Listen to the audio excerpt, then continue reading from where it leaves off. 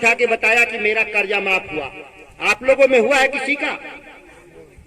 तो जब किसी का माफ नहीं हुआ किसान का, तो फिर किसका माफ हुआ? देश के अडानी अंबानी के 15 लाख करोड़ इस देश में कर्जे माफ किए गए। याद करिएगा, ये साधारण रकम नहीं होता। अगर इतना पैसा अगर किसानों का माफ कर दिया जाए तो 5 बार कर्ज लेंगे और 5 बार माफ होगा तो भी 15 लाख करोड़ नहीं पहुंचेगा। इस बात को ध्यान रखिएगा। आपका सारा पैसा इस देश में कारोबारियों को दिया गया। 100 गुना आमदनी बढ़ा है अडानी अंबानी का, आपका 2 गुना भी नहीं हुआ। 2 गुना छोड़िए, जो आपकी माली हालत थी वह आधा हो गया। कैसे आधा हो गया? आपके अनाज के दाम नहीं बढ़े, आपके अनाज के दाम सवाई बढ़ा। और खर्चे कितने बढ़े? 2 से 3 गुना, डीजल 2 गुना और डीएपी 3 गुना। तो आपके खर्चे बढ़ गए और दाम सवाई बढ़ा। तो आमद और खर्च जो घटाव करिएगा तो कितनी बढ़ी आमदनी घट गई। इस बात को याद करिए। आज उसी को 2 रुपए बचता होगा जो खुद खेत पर अपने से काम कर दिया तो मजदूरी बचा लिया, नहीं तो अगर वो दूसरे के भरोसे है तो उसको कुछ नहीं मिलने वाला। ये है मोदी का अर्थव्यवस्था। कानून बनाएंगे देश में, न्यूनतम समर्थन मूल्य की गारंटी का। जो सस्ता खरीदेगा वो दंडित होगा, जो आपका घाटा लगेगा वो आपके खाते में पैसा जाएगा। यह व्यवस्था इस देश में कानून बनाने जा रहे हैं। ये कोई साधारण कानून नहीं है। 80% लोगों के घरों में सीधे पैसे आएंगे और आपकी माली हालत सुधरेगी। यह गारंटी हम लोग देने जा रहे हैं। हमारे आदरणीय लोकप्रिय विधायक बक्सर मुन्ना तिवारी जी, हमारे जिला अध्यक्ष शेषनाथ भाई, बबलू जी, भरत जी,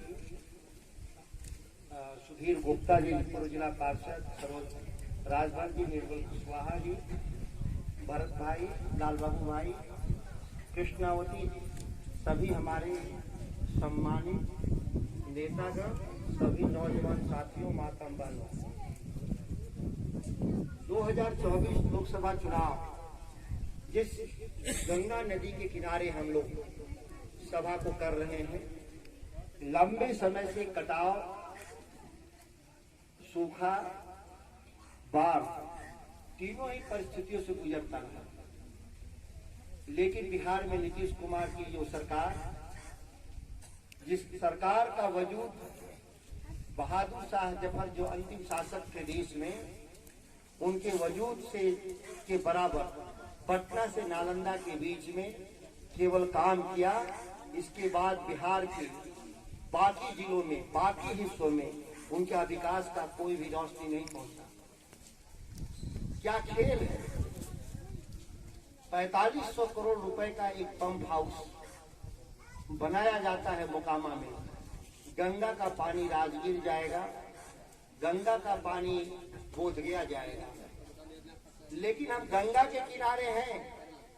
गंगा में जब बाढ़ आएगा तो हमारे खेतों को डुबोएगा, लेकिन गंगा का पानी हमारे खेतों को हरियाली के लिए नहीं आएगा। गंगा का पानी जब आएगा तो बाढ़ के रूप में आएगा। ये नीतीश कुमार का विकास का एजेंडा।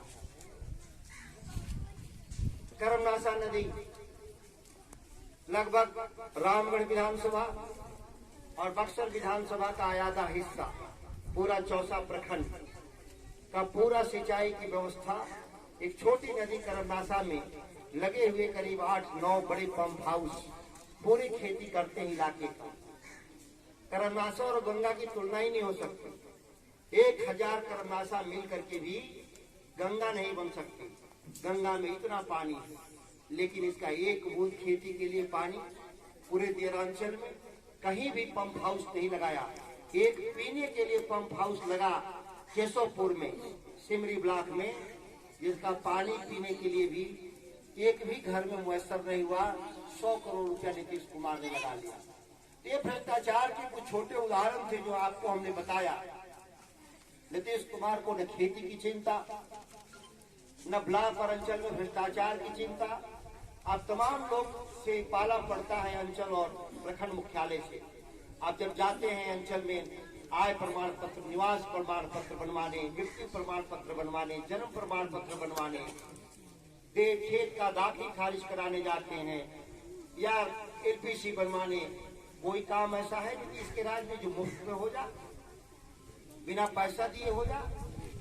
और कहते हैं कि सुशासन का राज है। पटना में वो क्या करते हैं उसके हिसाब बाद में हम लोग कर लेंगे, लेकिन उनके पदाधिकारी गांव के स्तर पर क्या करते हैं तो आपको जानकारी है। आप इंदिरा आवास बनवाने जाए, आप राशन कार्ड बनवाने जाए, हर जगह आपको बिना पैसे का काम नहीं होता। अगर इसमें से कोई एक आदमी कह दे कि बिना पैसे का काम होता है तो नीतीश कुमार को जाके माला बना दो। हम विपक्ष में रहने के लिए, विपक्ष की राजनीति के लिए नहीं हम लोग बोलते। हम सत्ता की आलोचना इसलिए नहीं करते कि हम विपक्ष में हैं, लेकिन हम विपक्ष के रूप में हमारा काम ही है आपके सवालों को आगे बढ़ाना।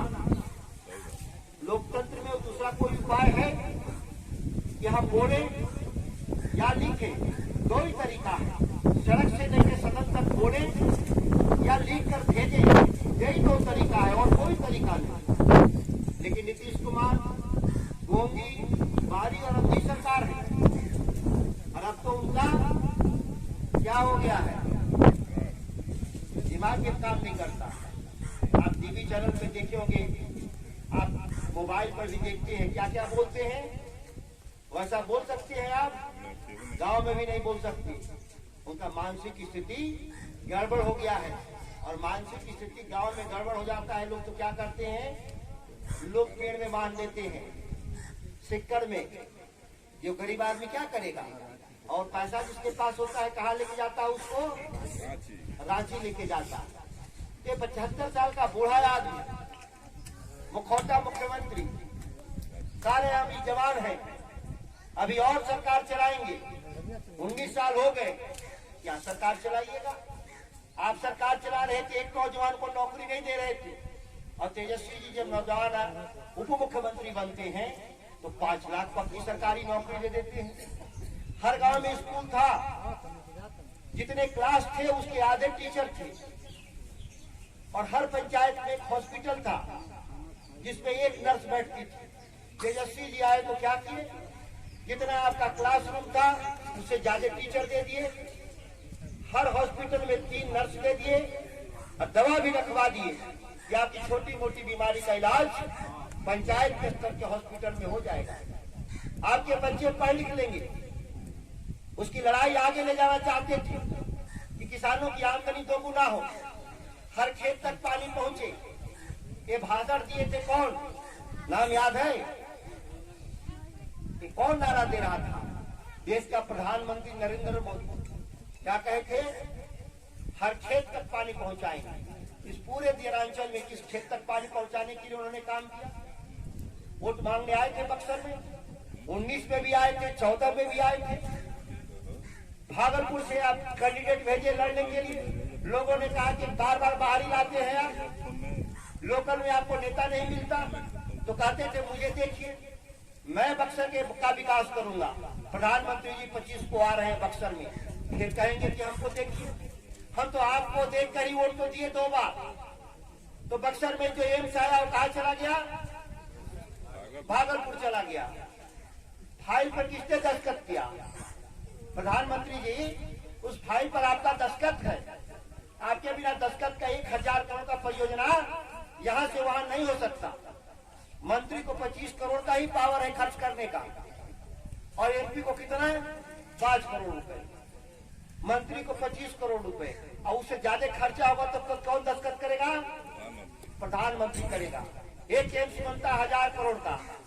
आपका हाथ नहीं कांपा कि बक्सर के हिस्सेदारी को भागलपुर जा रहा था, उस फाइल पर आप आंख मूंद के दस्तखत किए। आपने बक्सर के लिए कुछ दिया नहीं।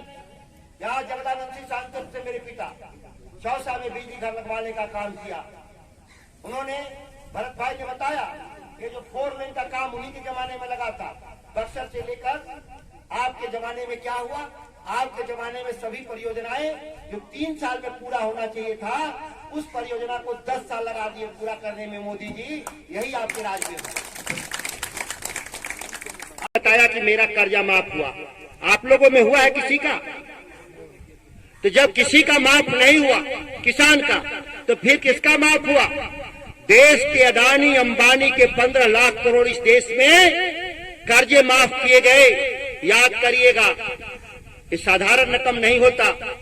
अगर इतना पैसा अगर किसानों का माफ कर दिया जाए तो 5 बार कर्ज लेंगे और 5 बार माफ होगा तो भी 15 लाख करोड़ नहीं पहुंचेगा। इस बात को ध्यान रखिएगा। आपका सारा पैसा इस देश में कारोबारियों को दिया गया। 100 गुना आमदनी बढ़ा है अडानी अंबानी का, आपका 2 गुना भी नहीं हुआ। 2 गुना छोड़िए, जो आपकी माली हालत थी वह आधा हो गया। कैसे आधा हो गया? आपके अनाज के दाम नहीं बढ़े, आपके अनाज के दाम सवाई बढ़ा। और खर्चे कितने बढ़े?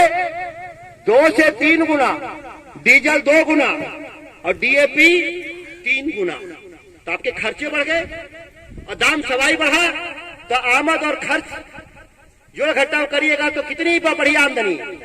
घट गई। इस बात को याद करिए।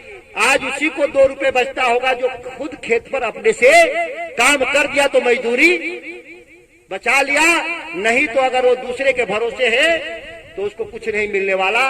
ये है मोदी का अर्थव्यवस्था। कानून बनाएंगे देश में, न्यूनतम समर्थन मूल्य की गारंटी का, जो सस्ता खरीदेगा और दंडित होगा, जो आपका घाटा लगेगा वो आपके खाते में पैसा जाएगा। यह व्यवस्था इस देश में कानून बनाने जा रहे हैं। ये कोई साधारण कानून नहीं है। 80% लोगों के घरों में सीधे पैसे आएंगे और आपकी माली हालत सुधरेगी, यह गारंटी हम लोग देने जा रहे हैं। साथियों, काफी देर से आप बैठे हैं, कई मुद्दों पे आपसे चर्चा हुआ, आगे भी आपसे मुलाकात होगी।